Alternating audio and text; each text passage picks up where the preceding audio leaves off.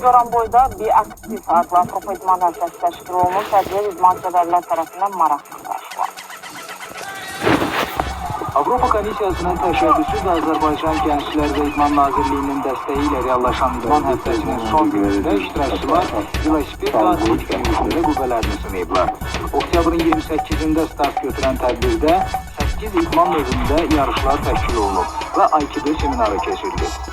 İdman həftəsində Respublikanın 14 şəhər və rayonundan ümumilikdə 748 nəfər iştirak edib. Yarışlar müxtəlif yaş kateqoriyalarında təşkil olunub. Tədbirin son günündə reallaşan atletika yürüyüşündə Gəncə təmsilçiləri uğurlu çıxışları ilə yadda qalıblar. Belə ki, finişə birinci çatan atlet Gəncəli Ümid İbrahimov olub. Ağdaş təmsilçisi Nizat Mabudov ikinci, Nizami yurdunun digər nümayəndəsi Səməd Əhmədov isə üçüncü yerdə mövqe tutub. Qaliblərə medallar və qiymətli hədiyyələr təqdim olunub. Ramil Paşayev, Ramil İmranoğlu, Goranboy.